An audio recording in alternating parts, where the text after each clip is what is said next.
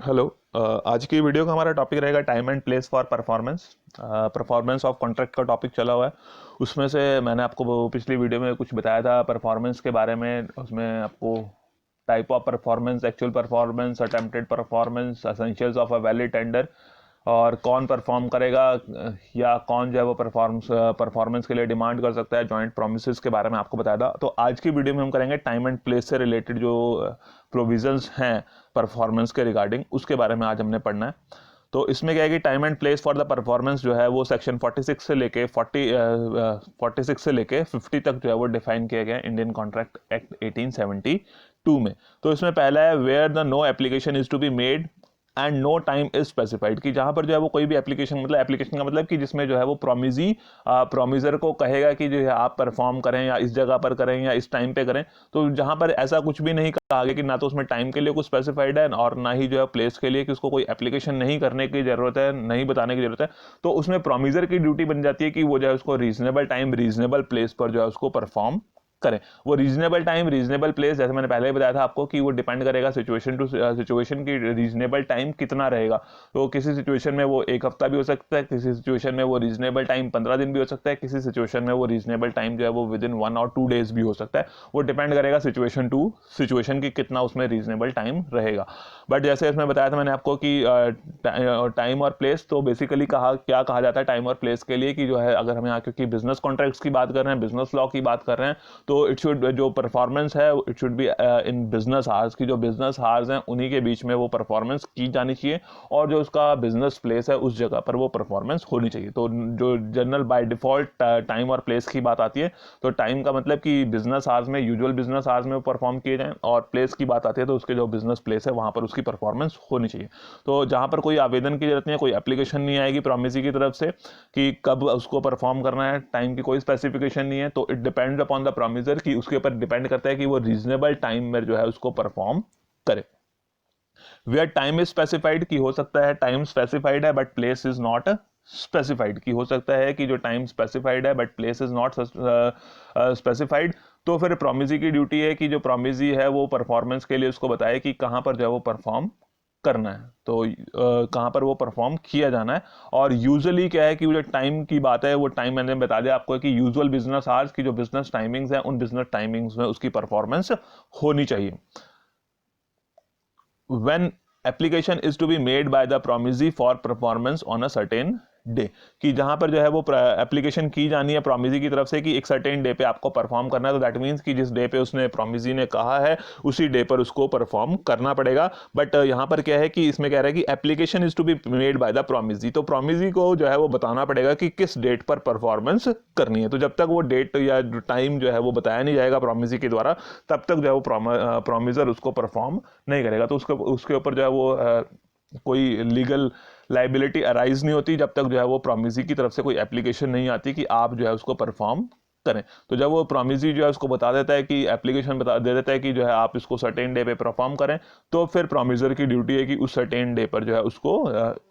जहां पर भी डे और प्लेस उसको बताया गया, तो बिजनेस आवर्स में, यूजुअल बिजनेस आवर्स में उस जगह पर उसको परफॉर्म किया जाए प्रॉपर प्लेस पे। Application by the promisor when no place is fixed for performance, तो यहां पर क्या है कि प्रोमिसर के द्वारा जब कैसे application by the promisor when no place is fixed for performance, कि अब जो है प्रोमिसर ने जो है वो कोई भी प्लेस फिक्स नहीं है। तो प्लेस फिक्स नहीं है, तो जैसे मैंने बताया था कि प्लेस अगर फिक्स नहीं है तो क्या होगा कि उसमें जो है फिर रीजनेबल प्लेस, उसका जो बिजनेस प्लेस है वहां पर जो है उसकी ड्यूटी बनती है कि उसको परफॉर्म करे। और अगर जो है वो प्रोमिसी ने एप्लीकेशन देनी है तो फिर जिस प्लेस पे प्रोमिसी कहेगा वहां पर प्रोमिसर को अपनी ड्यूटी परफॉर्म करनी पड़ेगी। बट अगर नहीं कहा गया है तो फिर वो रीजनेबल प्लेस पे उसकी ड्यूटी परफॉर्म करेगा। परफॉर्मेंस इन द मैनर और at time prescribed by the promisee, तो इन केस यहाँ पर जो है यहाँ पे था कि रीजनेबल टाइम रीजनेबल प्लेस वाली बात आ रही थी, बट यहाँ पर क्या कह रहे हैं कि अगर उसने प्रिस्क्राइब कर दिया है, प्रोमिसी ने बता दिया है कि किस टाइम पर किस जगह पर किस तरह से परफॉर्मेंस होनी है, तो उसी सेम टाइम पर सेम प्लेस पर जो है उसकी परफॉर्मेंस की जाएगी। और अगर जो है उसके अलावा अगर किसी और टाइमिंग्स पे या प्लेस पे परफॉर्म किया जाता है तो प्रोमिसी जो है उस परफॉर्मेंस को एक्सेप्ट करने से मना कर सकता है। और जैसे भी बाकी इसमें पॉइंट्स में बताया कि यूजुअल बिजनेस आवर्स, तो अगर वो यूजुअल बिजनेस आवर्स में परफॉर्मेंस की जाती है तब वो एक वैलिड परफॉर्मेंस रहती है। बट अगर जो है उसको यूजुअल बिजनेस आवर्स के अलावा ऑड आवर्स में, ऑड टाइमिंग्स में परफॉर्म करने की कोशिश की जाएगी तो वो वैलिड परफॉर्मेंस नहीं मानी जाएगी। ठीक है, तो ये है टाइम एंड प्लेस से रिलेटेड, तो जिसमें है कि रीजनेबल टाइम, रीजनेबल प्लेस, और जहां पर प्रोमिजी की तरफ से कोई एप्लीकेशन आनी है तो जो प्रोमिजी एप्लीकेशन देगा, मतलब एप्लीकेशन का मतलब आवेदन देगा कि आप जो है मुझे अपना रिक्वेस्ट करेगा कि मुझे जो है यहाँ पर आप परफॉर्म करें इस जगह पर इस टाइम पर, तो उसके अकॉर्डिंगली जो है वो प्रोमिसर को परफॉर्म करना पड़ता है। और जैसे लास्ट पॉइंट में लिखा है कि एट द मैनर और एट द टाइम और in the manner prescribed by the promisee ने जैसा कहा है उसी के अकॉर्डिंगली आपको परफॉर्म करना पड़ता है। और इसी में जो है हम साथ ही कर लेते हैं time as an essence of a contract, की जो टाइम है वो किसी अनुबंध का सार तत्व बन जाता है, मतलब मेन इंपॉर्टेंट एलिमेंट। एसेंस का मतलब कि मेन इंपॉर्टेंट एलिमेंट, सार तत्व, कि दैट मीन्स कि जो कॉन्ट्रैक्ट है that depends upon the time, कि जो कॉन्ट्रैक्ट है वो टाइम के ऊपर ही डिपेंड करता है कि अगर विद इन टाइम हो गया तो उसकी कोई फायदा है, उसकी कोई वैलिडिटी है। बट अगर वो स्पेसिफाइड टाइम में परफॉर्म नहीं किया जाता है तो फिर वो जो पार्टी है उसके लिए उस कॉन्ट्रैक्ट का कोई मतलब नहीं रह जाता है। तब कहेंगे कि हम टाइम जो है वो उस कॉन्ट्रैक्ट का एक एसेंस, एक इंपॉर्टेंट पार्ट है, मतलब दैट मीन्स कि कॉन्ट्रैक्ट जो है वो बेसिकली उसी टाइम के ऊपर डिपेंड करता है। जो समय है उस अनुबंध का सार तत्व है, मेन पार्ट है, मेन एलिमेंट है, मेन कंपोनेंट है, और उसी के ऊपर जो है वो कॉन्ट्रैक्ट डिपेंड करता है। तो वहां पर जो है वो टाइम बहुत इंपॉर्टेंट फैक्टर रहता है कि अगर उसमें टाइम लिमिट में टाइम पर जो है उसकी परफॉर्मेंस होनी जरूरी है, और अदरवाइज जो है वो कॉन्ट्रैक्ट फिर वॉइड हो जाता है। तो इसके बारे में क्या कहा गया है इस एक्ट में, whether time was made an essence of the contract or not shall decide upon the remedies available to the aggrieved party where the other party does not perform in the contract। तो ये क्या है कि इसमें जो है वो essence of the contract है या नहीं है, जो उसका मेन पार्ट है, मेन एलिमेंट है, उसका सार तत्व है या नहीं है, ये इस एसेंस ऑफ द कॉन्ट्रैक्ट और नॉट, वो है या नहीं, इस बात से डिसाइड होगा कि जो एग्रीव्ड पार्टी है, जो पीड़ित पक्ष है, उसको क्या रेमेडीज, क्या उपचार जो है वो अवेलेबल रहेंगे अगर जो है एक पार्टी अपने प्रॉमिस को पूरा नहीं कर रही। कॉन्ट्रैक्ट में अगर जो है वो एक पार्टी ने अपने प्रॉमिस को पूरा नहीं किया है तो पीड़ित पक्ष को क्या रेमेडीज, क्या उपचार, क्या बेनिफिट्स मिलेंगे, वो डिपेंड करेगा कि टाइम जो है उस कॉन्ट्रैक्ट का एक एसेंशियल एलिमेंट है, मतलब एक एसेंस है या मेन पार्ट है, उसका सार तत्व है या नहीं है, उसके ऊपर डिपेंड करता है। तो इसमें क्या है, time is generally considered as the essence of the contract in the following cases, कि नॉर्मली जो है वो इन केसेस में जो है टाइम को उसका मेन एलिमेंट माना जाता है, सार तत्व माना जाता है, मेन इंपॉर्टेंट पार्ट माना जाता है, कि उसी के ऊपर जो है वो कॉन्ट्रैक्ट डिपेंड करता है, कि टाइम बहुत ही इंपॉर्टेंट फैक्टर है, अगर उसमें नहीं किया गया तो फिर कॉन्ट्रैक्ट का कोई फायदा नहीं रह जाता है। Where the parties have expressly agreed to treat it as the essence of the contract, कि जहां पर क्लियर कट उन्होंने कहा है कि टाइम जो है वो इसका मेन इंपॉर्टेंट एलिमेंट रहेगा, टाइम के ऊपर ये कॉन्ट्रैक्ट डिपेंड करेगा। तो अगर उन्होंने क्लियर कट एक्सप्रेसली जो है वो एग्री किया है कि वो एसेंस रहेगा कॉन्ट्रैक्ट का, तो फिर उसको माना जाएगा कि time is essence of the contract, क्योंकि दोनों पार्टीज ने उसके लिए एक्सप्रेसली एग्री किया है। दूसरी बात, where delay operates as an injury, की अगर इन केस की अगर जो डिले होता है उसमें परफॉर्मेंस में डिले होता है तो उसकी वजह से किसी पार्टी को नुकसान हो सकता है, इंजरी हो सकती है,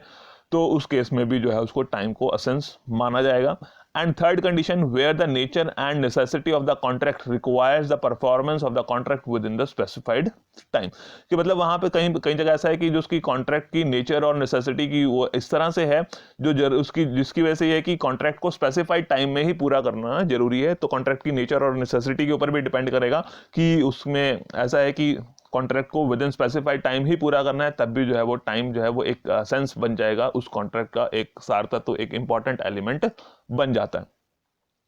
तो इसके बाद क्या कह रहे हैं कि इसके क्या कॉन्सिक्वेंसेज हैं, क्या कॉन्सिक्वेंसेज रहेंगे, consequences of non performance of contracts with in specified time. अब हम टाइम की ही बात कर रहे हैं कि विद इन स्पेसिफाइड टाइम अगर जो है वो कॉन्ट्रैक्ट को परफॉर्म नहीं किया जाता है तो उसमें क्या रहेगा, कि कॉन्सिक्वेंसेज क्या रहेंगे, क्या उसका इफेक्ट रहेगा अगर जो है स्पेसिफाइड टाइम में जो है वो कॉन्ट्रैक्ट को पूरा नहीं किया गया। नॉन परफॉर्मेंस का मतलब कि उसका निष्पादन नहीं किया गया, अपने प्रोमिसेस को उन्होंने स्पेसिफाइड टाइम में पूरा नहीं किया। तो उसके बारे में सेक्शन 55 में जो है वो डिफाइन किया गया, तो इसको हमने एक टेबल की फॉर्म में बना दिया है। तो यहाँ पर वो पार्ट है कि when time is an essence of contract, की जब टाइम जो है वो सार तत्व है उस कॉन्ट्रैक्ट का, एसेंशियल पार्ट है, एसेंस है उसका। और इधर क्या है कि when time is not essence of the contract, की जब जो है वो उसका एसेंस नहीं है, उसका बहुत इंपॉर्टेंट पार्ट नहीं है। तो इन केस की जो टाइम जो है वो एक असेंस है उसका कॉन्ट्रैक्ट का, तब क्या होगा, the contract becomes voidable eight the option of the promisee, कि प्रोमिसी के पार्ट पर जो है उसको एक ऑप्शन मिल जाएगा कि वो जो है वो कॉन्ट्रैक्ट जो है वो वॉइडेबल हो जाएगा, कि वो अगर चाहे तो उसको कॉन्ट्रैक्ट को वॉइडेबल डिक्लेयर कर सकता है। दैट मीन्स कि उसको जो है ऊपर अपने प्रॉमिस को परफॉर्म करने की जरूरत नहीं है, कि वॉइडेबल हो गया, कि अब जो है वो उसको प्रोमिसी को अपने प्रॉमिस को परफॉर्म करने की आवश्यकता नहीं है। अगर वो चाहे तो, अगर वो चाहे तो पूरा कर सकता है, उसके पास ऑप्शन है। मतलब वॉइडेबल में क्या होता है कि जो पीड़ित पक्ष है उसके पास एक ऑप्शन रहता है कि वो चाहे तो कॉन्ट्रैक्ट को पूरा कर ले और चाहे तो कॉन्ट्रैक्ट को छोड़ दे। तो यहाँ पर जो है वो जो पीड़ित पक्ष है, जो प्रोमिसी है, उसके पास ऑप्शन है कि वो कॉन्ट्रैक्ट जो है जो कॉन्ट्रैक्ट है अब वो वॉइडेबल है, तो अगर उसको नहीं परफॉर्म करना तो उसको जो है ऑप्शन मिल जाता है कि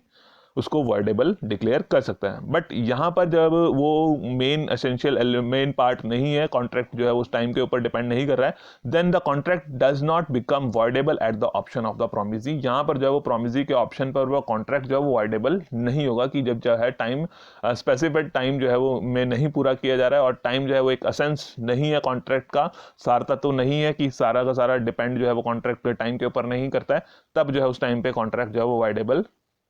नहीं बनेगा। दूसरी तरफ क्या कह रहा है कि if performance beyond the specified time is accepted, कि अगर जो है टाइम है असेंस है उस कॉन्ट्रैक्ट का, और उस केस में क्या है कि अगर if performance beyond the specified time is accepted, कि अगर प्रोमिसी ने बियॉन्ड द टाइम की वो स्पेसिफाइड लिमिट के बाद परफॉर्मेंस एक्सेप्ट कर ली है, the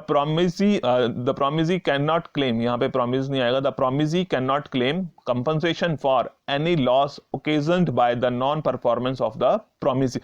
at the agreed time, unless at the time of such acceptance he gives notice to the promisor or of his intention to do so।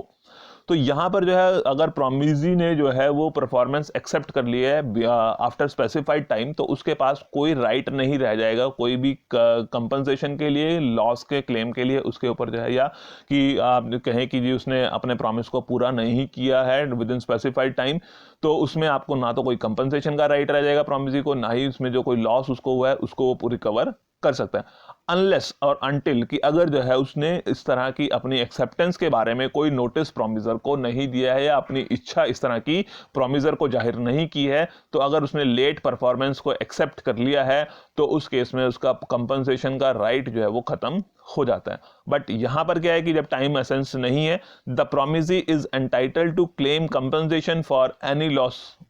occasioned to him by non performance of the promise at agreed time, कि अगर उसने agreed time में performance नहीं की है तो उसकी वजह से जो नुकसान हुआ है प्रोमिसी को ऑप्शन है कि वो कंपनसेशन क्लेम कर सकता है, जो उसका लॉस हुआ है उसकी रिकवरी कर सकता है, जहां पर जो है वो टाइम एक असेंस नहीं है कॉन्ट्रैक्ट का, बट उसके पास ऑप्शन नहीं है कि वो उसको कॉन्ट्रैक्ट को वॉइडेबल डिक्लेयर कर दे, वॉइडेबल वाला ऑप्शन नहीं है। बट जब टाइम एक असेंस एलिमेंट आता है तब एग्रीव्ड पार्टी के पास जो है वो वॉइडेबल का ऑप्शन है, बट उसका जो राइट है कि अगर वो बियॉन्ड द स्पेसिफाइड टाइम उसको एक्सेप्ट कर लेता है परफॉर्मेंस को, तब उसका राइट खत्म हो जाता है कंपनसेशन का और किसी भी लॉस को क्लेम करने का। हाँ, बट बन जाएगा उसका कंपनसेशन को या लॉस को रिकवर करने का, तो उसके लिए क्या करना पड़ेगा उसको कि अपना जो है वो उस एक्सेप्टेंस के बारे में प्रोमिसर को अपनी इच्छा भी जाहिर करनी पड़ेगी और उसके बारे में उसको जानकारी देनी पड़ेगी, नोटिस देना पड़ेगा।